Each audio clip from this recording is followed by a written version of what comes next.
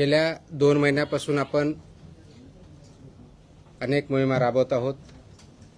इथून पुढे त्या राबवल्या जातील. आपला जो ध्येय आहे safe food, safe drug, safe Maharashtra, ते अचीव करण्यासाठी आपण वेगवेगळे आदेश देत आहोत.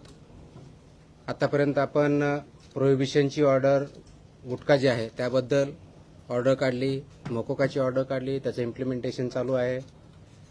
त्याचबरोबर आपण दुसरी हॉटेल्स, रेस्टॉरंट आणि इटरीज याच्याबद्दलची कंप्लायन्स ऑर्डर केली, त्याची कारवाई चालू आहे, त्याचेही परिणाम होत आहेत. त्यानंतर आपण मिल्क आणि मिल्क प्रॉडक्ट्सच्या बाबतीतल्या ऑर्डर काढल्या, त्याच्याही कारवाई चालू आहे.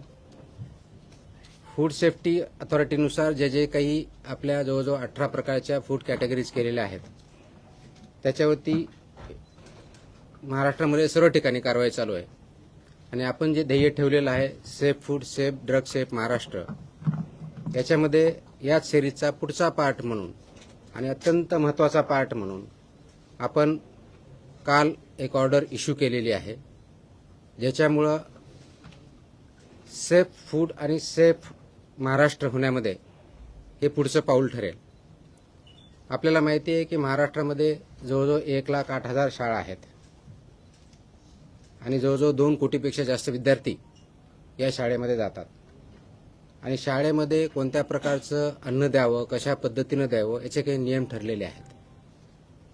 त्याला आपण जे नियम म्हणतो ते स्कूल फूड किंवा सेफ फूडच्या बाबतीत जे आहेत आणि न्यूट्रिशनल स्टँडर्ड्स स्कूलमधले जे असतात त्या पद्धतीनं इम्प्लिमेंट करणं हे अपेक्षित आहे. तर हे जे रूल्स आहेत हे 2020 मध्ये हे रूल्स आले. त्याला आपण म्हणतो safe food, balance diets and balance diet for children in school regulation 2020. हे 2020 मध्ये आले आणि 2021 पासून याचं इम्प्लिमेंटेशन सुरू झालेलं आहे. तसं असतानाही बऱ्याच बाबतीत त्याच्यामध्ये काही कन्फ्युजन आहे, क्लॅरिटी काही लोकांना नाही आहे.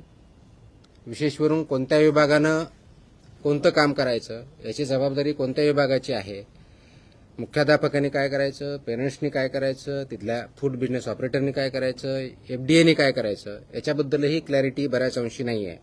आणि म्हणून काल आपण याच्याबद्दलची safe food for every school child in Maharashtra state wise compliance order dated 27 जुलै 2026 रोजी आपण इश्यू केलेले आहेत. आणि त्याचं इम्प्लिमेंटेशन इथून पुढे खूप मोठ्या प्रमाणावर स्ट्रिक्टली होईल. त्याचा परिणाम महाराष्ट्रामधल्या जवळजवळ प्रत्येक कुटुंबावरती आणि कुटुंबामधल्या मुलावरती होणार आहे. कारण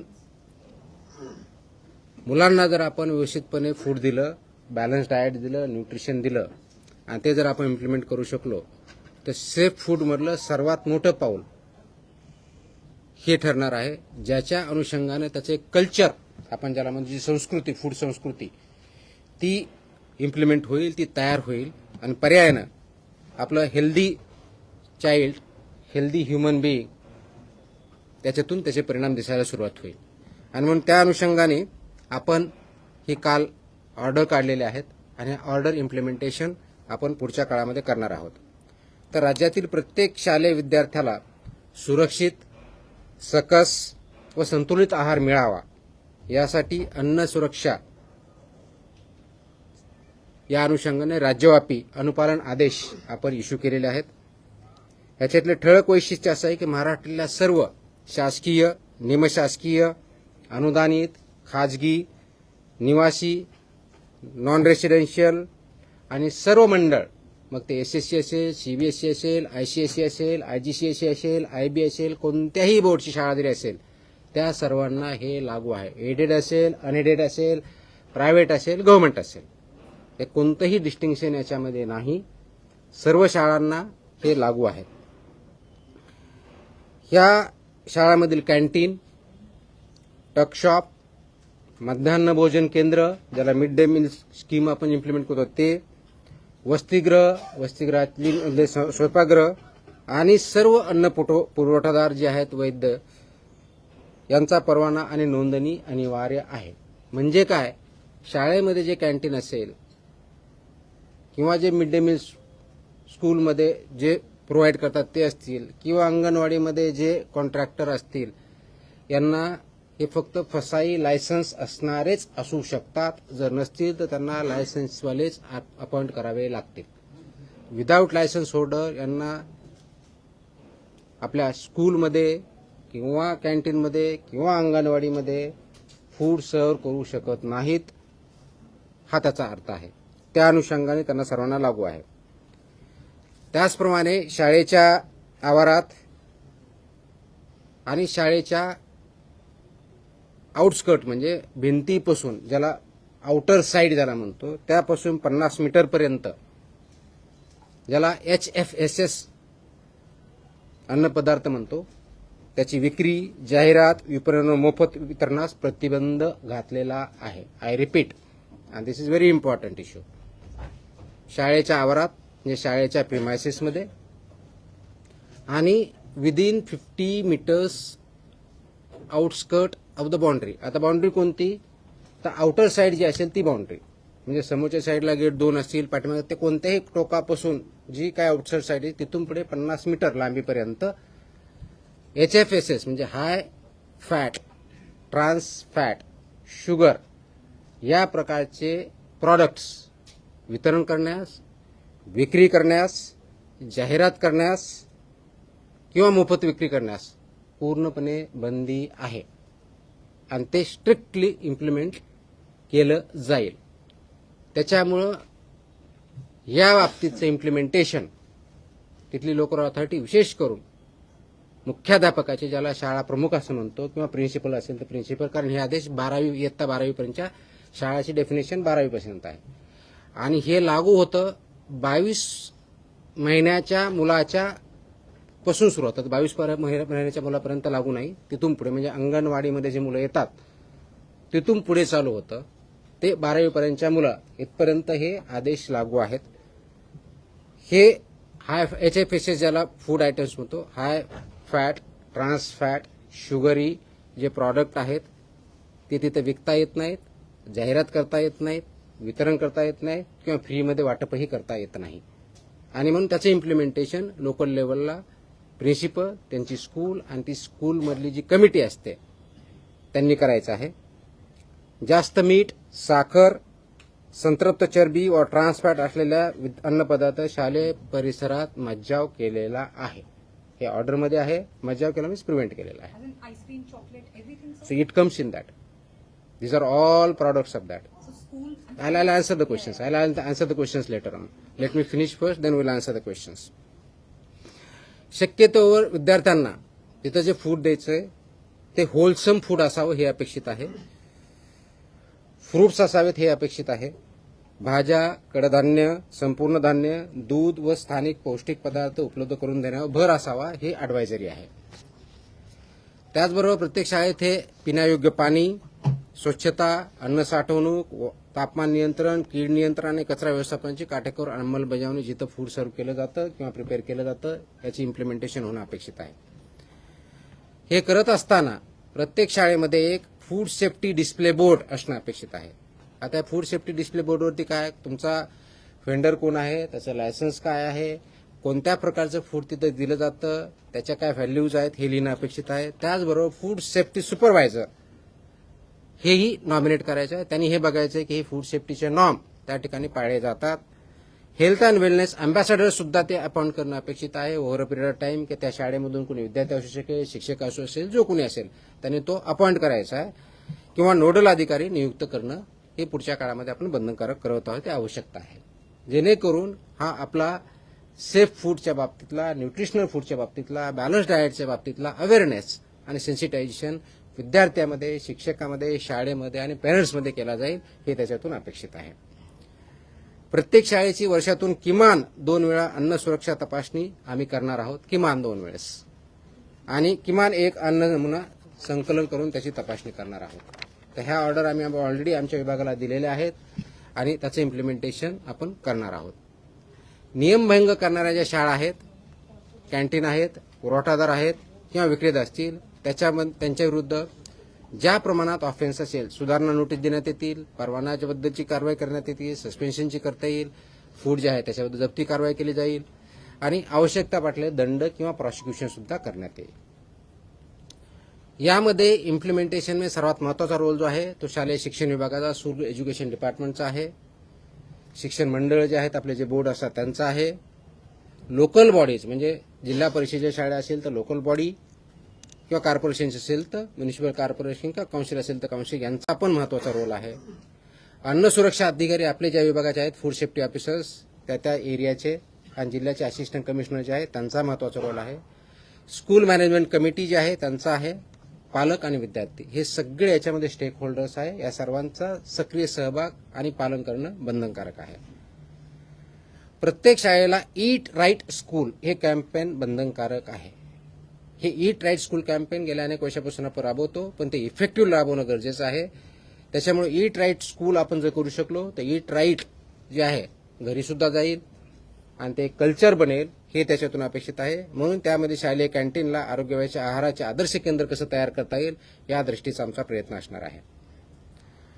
सुरक्षित आरोग्य, निरोगी बालपण, सक्षम महाराष्ट्र या दृष्टिकोनातून आपण हे संकल्प करत आहोत आणि त्या दृष्टिकोनातून ही राज्यव्यापी मोहीम आपण मिशन मोडमध्ये आपण काम करत आहोत. हे करण्यासाठी आवश्यक त्या मग ते पीएम पोषण असेल, त्याचबरोबर तुमच्या मिड डे मील स्कूल असेल, पूर्ण फीड बिझनेस ऑपरेटर्स असतील, यामध्ये 22 वर्षानंतरच्या सर्व काही ठिकाणी आपण पाळणाघर म्हणतो ते पण असू शकतील, डे केअर्स असतील. हे आपण पाळणाघर आणि डे केअर सेंटर जे 22 महिन्यांच्या मुलापर्यंत जे असतात ते याच्यातून वगळलेले आहेत. परंतु शाळामध्ये जे आपल्याला फूड द्यायचे ते नॅशनल NIN ज्याला म्हणतात राष्ट्रीय पोषण संस्था, इन्स्टिट्यूशन ऑफ न्यूट्रिशन NIN यांनी काही त्याचे मार्गदर्शक तत्व दिले ते त्यांनी पालन करायचे आहेत. या मार्गदर्शक तत्व मध्ये काय सांगितलंय तर होलसम फूड द्यायचंय, व्हेजिटेबल्स द्यायचे आहेत, फ्रुट्स द्यायचे आहेत, प्रोटीन आणि प्रोटीन रिलेटेड फूड किंवा मिल्क अँड मिल्क प्रॉडक्ट जे आहेत ते द्यायचे आहेत आणि HFSS जे प्रॉडक्ट्स आहेत ते अवॉइड करायचे, ते प्रिव्हेंट करायचे हे अपेक्षित आहे. हे करत असताना शाळा व्यवस्थापन हे अन्न सुरक्षिततेसाठी प्राथमिक जबाबदार असणार आहे. त्याच्यामधलं प्रिन्सिपल आणि स्कूल मॅनेजमेंट याची प्रायमरी रिस्पॉन्सिबिलिटी ही असणार आहे आणि त्यांना जिथं जिथं आवश्यकता लागणार आहे, मदत लागणार आहे, आमचा विभाग आपण करणार. म्हणजे school education department, school management, school education department आणि त्याबरोबर जी एन्फोर्समेंटच्या दृष्टीनं लायसन्सची असेल किंवा याच्या बाबतीतले असेल ते FDA food and drug administration याच्याबद्दल मदत आपण करणार आहोत. शेड्यूल 4चे जे निकष आहेत ते आपण पाठीमागच्या ज्या ऑर्डर जर बघितल्या त्याच्यामध्ये शेड्यूल 4 म्हणजे फूड कसं प्रिपेअर करायचं, त्याच्या कोणते स्टँडर्ड्स असावेत, कोणते रेग्युलेशन इम्प्लिमेंट, ते सर्व रेग्युलेशन्स इथं लागू होतात. त्या दृष्टिकोनातून ते सर्व स्वच्छता निकष असतील, ट्रेन मॅन पॉवर किंवा फूड हँडलर्स असतील, हेल्थ अँड वेलनेस अँबॅसेडर असेल किंवा नोडल ऑफिसर असेल, हे सर्व तिथं अपॉइंट केले जातील. त्याचबरोबर प्रवेशद्वारावर त्याच्यावरती चेतावणी दिली जाईल. त्याच्यावरती लिहिलेलं असेल की HFSS चे प्रॉडक्ट इथं विक्री करण्यास किंवा ॲडव्हर्टाईज करण्यास किंवा फ्री विकण्यास किंवा तिथं वाटप करण्यास मनाई आहे. हे त्यांच्या गेटवरतीच किंवा दरवाजावरती ठळक अक्षरामध्ये बोर्ड लिहिला जाईल. सो दॅट ही एक वॉर्निंग सर्वांना असेल. त्याचबरोबर पेरेंट्स यांना सुद्धा त्याच्यामधून अवेअरनेस तयार होईल आणि हेल्दी फूड आपल्या मुलांमध्ये जाईल हे अपेक्षित आहे. त्याचबरोबर फूड सेफ्टी डिस्प्ले बोर्ड हा प्रॉमिनंट प्लेसला असेल आणि फूड सेफ्टी सुपरवाइज याची सुद्धा पूर्तता करणं हे बंधनकारक असेल. आणि आता मी सांगितलं त्याप्रमाणे 50 मीटरच्या परिघामध्ये HFSS चे कोणतेही प्रॉडक्ट विकले जाणार नाहीत किंवा ॲडव्हर्टाईज केले जाणार नाही. सांगतो येतो सगळं येतं. ही करत असताना याच्यामध्ये आपण eat right school, eat right campus, school nutrition policy, त्याच्यामधले food safety and standard rule 2011 चा सबनियम 2.4 नुसार पूर्ण पार पाडले जाईल अशा दृष्टीचे आपण बघितलेले आहेत. सेफ फूड स्कूल बरोबर प्रत्येक विद्या हेल्दी चाइल्ड बनेल अशा दृष्टीनं आपण काम करत आहोत. हे करण्याच्या दृष्टिकोनातून गेल्या 1-1.5 महिन्यामध्ये आपण या वर्षाच्या अकॅडमिक इयर्समध्ये राज्यव्यापी एक आपण ऑलरेडी अभियान चालवलेलं आहे, ज्याच्यामध्ये 42 ठिकाणी जनजागृती किंवा अवेअरनेस कॅम्पेन आपण घेतलेले आहेत. कार्यशाळा आपण घेतलेल्या आहेत शिक्षकांच्या, ज्याच्यामध्ये त्यांना ट्रेनिंग दिलेलं आहे. आपल्या डिस्ट्रिक्ट लेवलला जे असिस्टंट कमिशनर आहेत फूडचे, त्यांनी त्या ठिकाणी जाऊन ट्रेनिंग दिलेलं आहे. त्याच्या माध्यमातून जवळजवळ 3567 शाळांमधील 4919 शिक्षकांना अन्न सुरक्षा व संतुलित आहाराबद्दल प्रशिक्षण आणि संवेदनशील आपण केलेलं आहे. ज्या शिक्षण विभागामार्फत शिक्षकांना ट्रेनिंग दिल्या जातात, डाएट ज्याला म्हणतो डिस्ट्रिक्ट लेवलला जे डाएट त्यांचं इन्स्टिट्यूट असतं त्याच्यामध्ये ट्रेनिंग जातं, त्या ठिकाणी आपले अधिकारी जातात आणि याच्यावरती मॉड्यूल किंवा 1-1.5 तास त्यांच्याबद्दल ट्रेनिंग घेतात आणि आवश्यकतेप्रमाणे सुद्धा आपले अधिकारी जाऊन तिथं अवेअरनेस क्रिएट करत असतात. तर ह्या सर्व आपण गोष्टी करण्यापाठीमागचा उद्देशच हा आहे की गेल्या काही काळामध्ये याच्यामध्ये पाहिजे तेवढं लक्ष आपण देऊ शकलेलो नव्हतो. आता आपण त्याच्यावरती फोकस करत आहोत आणि याचा कंप्लायन्स रिपोर्ट मंथली बेसिसवरती विभागाला असणार आहे. तर ह्या विभागामध्ये ज्या स्कूल एज्युकेशन डिपार्टमेंटमध्ये महाराष्ट्रामधला एक थोडक्यात आपल्याला डेटा आणि एनरोलमेंट माहिती देतो की इयत्ता 1 ते 12वी मध्ये जवळजवळ 2,02,85,525 विद्यार्थी एनरोल्ड आहेत. यांच्यापर्यंत आपण याच्या माध्यमातून पोहोचतोय. याच्यामधला जर प्रायमरी 100 स्टँडर्ड 4थी पर्यंत बघितलं तर 67,36,000 स्टुडंट आहेत. अप्पर प्रायमरी 72,63,000 5वी ते 8वी मधले आहेत. सेकंडरीमधले 26,44,000 असे टोटल 2,02,00,000 आहेत. मॅनेजमेंट कॅटेगरी स्कूल जर याच्यामध्ये ज्या कव्हर होतील ते जर बघितलं तर लोकल बॉडीमध्ये जवळजवळ 64,000 स्कूल आहेत. प्रायव्हेटमध्ये 40,000च्या आसपास स्कूल आहेत. ट्रायबल डेव्हलपमेंटच्या 1444 स्कूल्स आहेत. सोशल वेलफेअरच्या 1,068 आहेत. दिव्यांगच्या वेलफेअरच्या डिपार्टमेंट DEPWD ज्याला म्हणतो department of empowerment of persons with disabilities यांच्याकडच्या ज्या काही संस्था काही चालवतात याच्यामध्ये 180च्या आसपास आहेत. मद्रासास 50 आहे. सेंट्रल गव्हर्नमेंटच्या 25 आहे. स्टेट गव्हर्नमेंटच्या 19 आणि अननोन नॉट क्लासिफाईड 164 अशा आपल्या स्कूल एज्युकेशन डिपार्टमेंटमध्ये 1,08,157 एवढ्या स्कूल जो डेटा वेबसाईटवर स्कूल एज्युकेशन डिपार्टमेंट त्याच्यामध्ये आहेत त्या कव्हर होतील. डिव्हिजन वाईज आपल्याकडे सर्व डेटा आहे. त्याच्यानुसार आपण जे ट्रेनिंग दिलेलं आहे तर कार्यशाळा वर्कशॉप जे आपण घेतलेले 42 घेतले आहेत आतापर्यंत, त्याच्यामध्ये 3,567 शाळा कव्हर झालेल्या आहेत आणि शिक्षक त्याच्यामध्ये 4,919 शिक्षक आतापर्यंत केलेले आहे आणि हे काम कंटिन्युअसली चालू राहणार आहे. हे याच्यामधला एक सर्वात महत्त्वाचा जो इश्यू आहे तो आपल्याला ॲड्रेस जो करायचा आहे तर तो मॅन्डेटरी कंप्लायन्स असं सांगितलं मी की dietary guidelines for Indians manual जे NIN बनवलं आहे त्यानुसार हे डायटरी गाईडलाईन्स इम्प्लिमेंट स्कूलमध्ये करायचे आहेत बॅलन्स डाएटसाठी. दुसरा जो आहे तो menus shall ensure adequate macronutrients and micronutrients. ह्या मेन्यूमध्ये मॅक्रोन्यूट्रियंट्स कोणते म्हणजे कार्बोहायड्रेट्स आले, प्रोटीन्स आले, फॅट्स इन अप्रोप्रिएट प्रोपोर्शन आल्या आणि मायक्रोन्यूट्रियंट्समध्ये व्हायटमिन्स आले, आयर्न, कॅल्शियम आणि आयोडीन आणि फोलेट ह्या सगळ्या गोष्टी आल्या. हे एन्श्युअर करायचं आहे. फूड प्रॉक्युअर जे होतं किंवा सर्व्हिस होतं त्याच्यामध्ये एन्श्युअर करायचं आहे की त्याच्यामध्ये डायटरीनुसार आवश्यकनुसार फायबर आहे आणि कॅलरीज आणि प्रोटीन आहेत. कॅन्टीन्स आणि हॉस्टेल आणि किचन हे जे आहे ते प्रोएक्टिव्हली त्याच्यामध्ये fruits, vegetables, whole grains, pulses, dairy products हे प्रमाण वाढवायचं आहे. HFSS जे फूड आहे ते ॲब्सोल्युटली तिथे सर्व्ह करायचं नाही, सोल्ड करायचं नाही, डिस्प्ले करायचं नाही किंवा फ्रीमध्ये करायचं नाही. याच्यामध्ये स्कूल ऑथॉरिटीची रिस्पॉन्सिबिलिटी जी आहे ती जे FBO असेल किंवा स्वतः चालवते ते रजिस्टर्ड पाहिजे, फसाई लायसन्स पाहिजे, नंबर 1. नंबर 2 हे जे आपलं शेड्यूल 4 आहे रेग्युलेशनमधलं फसाईमधलं ते इम्प्लिमेंट करायचं आहे. 2011चे रेग्युलेशन पूर्णपणे इम्प्लिमेंट करायचे आहेत. त्याचबरोबर health and wellness ambassador designated officer under regulation 6(1) नुसार आपल्याला करायचं आहे आणि यानुसार सेक्शन 30 नुसार आपण जी ऑर्डर काढलेली आहे त्याच्यानुसार I am directing that every school authority shall appoint and train such nodal officer आपण मॅन्डेटरी करतोय. यानुसार आपण करत आहोत. त्याचबरोबर जी responsibility of the school education department आहे ती अशी आहे की सर्व स्कूलमधलं FBO रजिस्टर आहे हे बघायचं आहे. मिड डे मील असेल, प्रधानमंत्री पोषण आहार असेल, याच्यासाठी शाळा पोषण आहार असेल, ह्या ज्या योजना आहेत याच्यामध्ये जे व्हेंडर्स आहेत ते रजिस्टर करून घ्यायचे. जर नसतील तर जे रजिस्टर्ड आहेत त्यांनाच अपॉइंट करायचं आहे. डिस्ट्रिक्ट आणि ब्लॉक एज्युकेशन ऑफिसरला याने त्यांच्याकडून डिरेक्शन जाणं अपेक्षित आहे की याचं पूर्णपणे मॉनिटरिंग आणि कंप्लायन्स होते आणि त्याच्यामध्ये त्यांचं रिपोर्टिंग होतं आहे. Food safety and nutritional standards implement होत आहेत, त्याचं कंप्लायन्स होत आहे आणि स्कूल एज्युकेशन डिपार्टमेंटनी इन कोऑर्डिनेशन विथ FDA बरोबर याचं इम्प्लिमेंटेशन होत आहे आणि तिथं काय टेक्निकल सपोर्ट लागत असेल किंवा एन्फोर्समेंट सपोर्ट लागत असेल तो FDA मार्फत दिला जाणार आहे. बोर्डनी काय करायचं आहे तर बोर्डनी त्यांच्या ज्या गाईडलाईन्स आहेत त्याच्यामध्ये हे स्कूल फूड रेग्युलेशन्स हे मॅन्डेटरी करायचे, over a period of time comply करायचे. Annual food safety compliance certificate हे फूड बोर्डने करायचं आहे.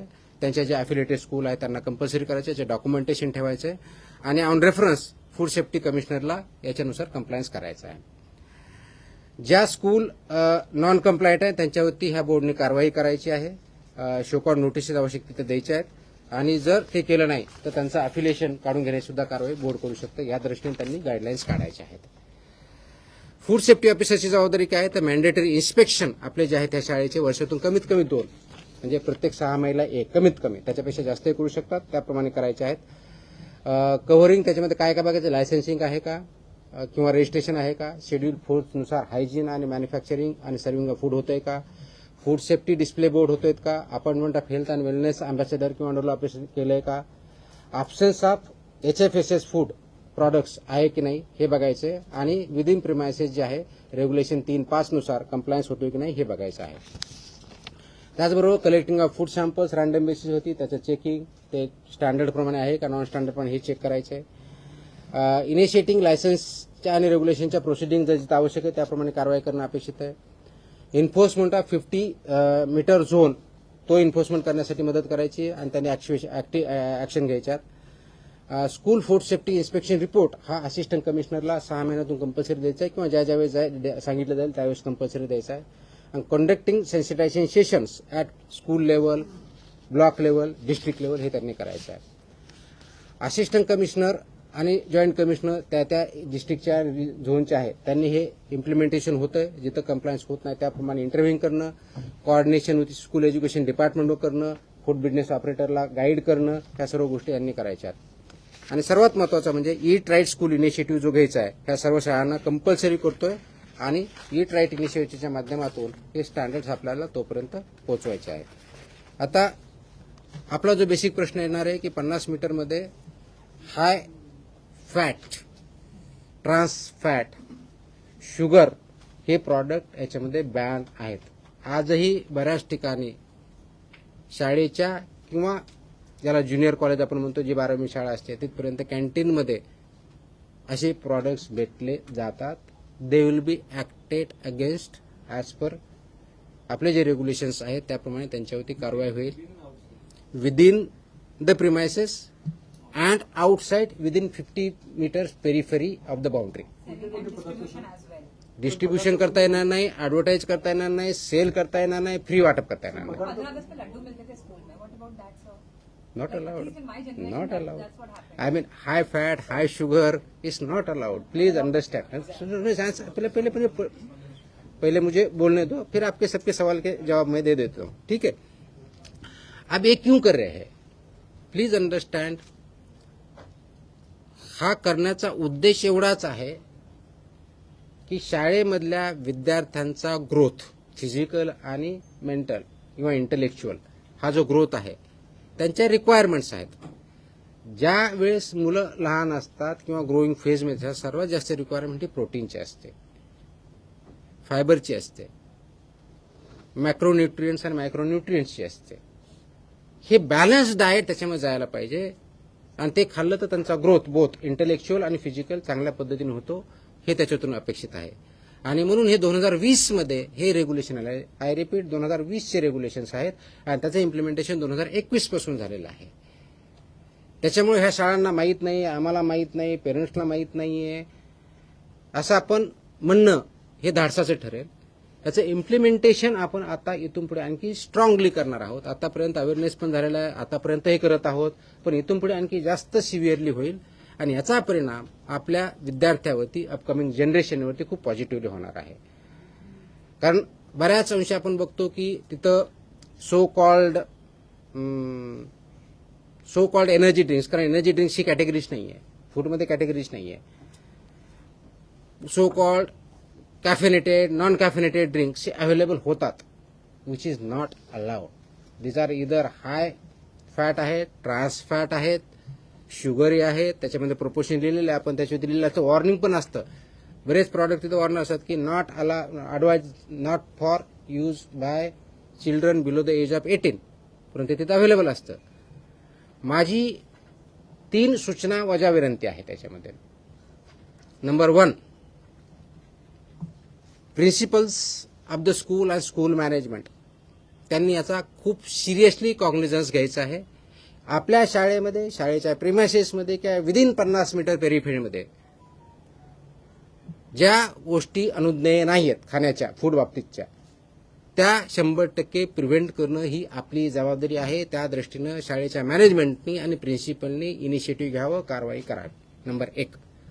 नंबर 2, पेरेंट्सना माझी सूचना आणि विनंती आहे की आपल्या पाल्यांना, आपल्या मुलांना अशा प्रकारचे पदार्थ खाण्यापासून प्रिव्हेंट करा, जेणेकरून त्यांच्या हेल्थवरती पॉझिटिव्ह इम्पॅक्ट होईल. तिसरी विनंती माझी विद्यार्थ्यांना आहे. जरी लहान असतील तर त्यांना काही समजत नसेल, मी सांगितलं तर पेरेंटनी आणि टीचरनी आणि स्कूलने त्यांना समजून सांगायचं आहे हे खाणं त्या विद्याच्या दृष्टीनं योग्य नाही. आणि म्हणून ते ज्या गाईडलाईन्स आलेल्या आहेत आणि नॅशनल इन्स्टिट्यूट फॉर न्यूट्रिशन यांनी त्याच्या गाईडलाईन्स व्यवस्थित डिझाईन केलेल्या आहेत, न्यूट्रिशनच्या अँगलने केलेल्या आहेत. म्हणून त्यांनी हे करायचं आहे की विद्यार्थ्यांनी ह्याच्यापासून परावृत्त व्हायचं आहे आणि बॅलन्स डाएट आपल्या विद्यार्थ्यांना द्यायचं आहे, मुलांना द्यायचं आहे. आणि हे कल्चर आपल्याला विद्यार्थ्याच्या मार्फत समाजामध्ये आणायचं आहे, जेणेकरून आपल्या विद्यार्थ्यांची सोशल, फिजिकल, सायकोलॉजिकल आणि इंटेलेक्च्युअल ग्रोथ ही चांगल्या पद्धतीनं होईल. ह्या गाईडलाईन काढण्यापाठीमागचा नॅशनल इन्स्टिट्यूट ऑफ न्यूट्रिशन यांच्यामार्फत, त्याचबरोबर आपल्या फसाईनी ज्या 2020च्या रेग्युलेशन्स तयार केले हे खूप विचारपूर्वक केलेले आहेत. त्याच्यामध्ये कमिटी आहे, सायंटिफिक बेस आधारे केलेले आहेत. त्याचं इम्प्लिमेंटेशन आपल्याला शिविर यासाठी करायचं आहे, खूप स्ट्रिक्टली यासाठी करायचं आहे की त्याच्या माध्यमातून पुढचे जनरेशन घडणार आहेत, त्या हॅबिट्स इन्कल्केट होणार आहेत, ते संस्कृती आपल्याला आणायची आहे आणि ही संस्कृती आपल्या कुटुंबापर्यंत न्यायची आहे. आणि म्हणून मी आता जसं म्हणलं की दर 2 कोटीपेक्षा जास्त विद्यार्थी या शाळेमध्ये जात असतील, जवळजवळ 1 लाख प्लस शाळेमधून, तर महाराष्ट्रामध्ये फूड कल्चर चेंज करायला जास्त वेळ लागणार नाही आणि त्याच्यामध्ये आपल्या सर्वांचा सहभाग अपेक्षित आहे. हा अवेअरनेस क्रिएट करणं आणि ह्या गाईडलाईन्स रेग्युलेशन इम्प्लिमेंट करणं ही आपल्या सर्वांची सामूहिक जबाबदारी आहे. विशेष करून school education department, school management, parents आणि FDA या सर्वांनी मिळून जर ठरवलं तर जास्त वेळ लागणार नाही. FDAच्या मार्फत आम्ही डेफिनेटली चालू केलेलं आहे. स्कूल एज्युकेशन डिपार्टमेंट आम्ही ऑर्डर काढताना स्कूल कमिशनरला आम्ही डायरेक्ट केलेलं आहे इम्प्लिमेंट करा म्हणून, डिस्ट्रिक्ट ऑथॉरिटीला आम्ही डायरेक्ट केलेलं आहे आणि कन्सर्न डिपार्टमेंटला आम्ही रिक्वेस्ट केलेली आहे. Secretary of the concern department त्याच्यामध्ये आम्ही कॉपी केलेल्या आहेत, ऑर्डरमध्येच आहेत. त्याच्यामध्ये सेक्रेटरी जे आहेत, स्कूल एज्युकेशन डिपार्टमेंट असेल, सोशल वेलफेअर डिपार्टमेंट असेल, ट्रायबल डेव्हलपमेंट डिपार्टमेंट असेल किंवा इतर डिपार्टमेंट जे कन्सर्न आहे, ज्यांच्या स्कूलचा संबंध आहे, त्यांना सर्वांना आम्ही रिक्वेस्ट केली अशा इन्स्ट्रक्शन आपल्या स्तरावरून पर्यंत द्या, जेणेकरून त्याचं इम्प्लिमेंटेशन होणं सोपं होईल आणि याचे इन्स्पेक्शन पुढच्या काही दिवसामध्ये चालू होतील. आणि त्यावेळेस असं व्हायला नको की आम्हाला माहीत नाही आहे. ह्या ऑर्डर त्यांच्यापर्यंत पोहोचलेल्या आहेत. जिथं ज्यांना आपल्याला ट्रेनिंगची आवश्यकता वाटते त्या लेवलला डिस्ट्रिक्ट लेवलच्या ऑफिसरनी, डिस्ट्रिक्ट एज्युकेशन ऑफिसरनी, त्या शाळांची किंवा तालुका लेवलला आवश्यक त्या ठिकाणी ब्लॉक एज्युकेशन ऑफिसरनी आमच्या ऑफिसरबरोबरच्या मदतीनं असे वर्कशॉप घ्यावेत. त्याच्यामध्ये आम्ही गायडन्स करू. इम्प्लिमेंटेशन करण्याची जबाबदारी स्कूल मॅनेजमेंटची आहे आणि स्कूल एज्युकेशन डिपार्टमेंटची आहे. इन्फोर्समेंट करण्याची जबाबदारी आमची आहे, ते आम्ही पार पाडू. आणि कंप्लायन्स किंवा ऑबिडियन्स जे करायचं आहे ते पेरेंट्सला आणि विद्यार्थ्यांना आणि शिक्षकांना करायचे, त्यांनी ती करावी. अशा दृष्टीचं हे काम आहे, मोठं काम आहे, पण सर्वात मोठी अपॉर्च्युनिटी पण आहे, ज्याच्या माध्यमातून आपले जे पुढे चालून NCD ज्याला म्हणतो, नॉन कम्युनिकेबल डिजीज आहेत, वेट गेन करणं, वेगवेगळ्या प्रकारच्या आजाराला बळी पडणं, ते याच्यातून आपण अवॉइड करू शकतो आणि पुढच्या जनरेशनला लाईफ चांगल्या पद्धतीने देऊ शकतो. त्या दृष्टीने आपल्याला काम करायचं आहे.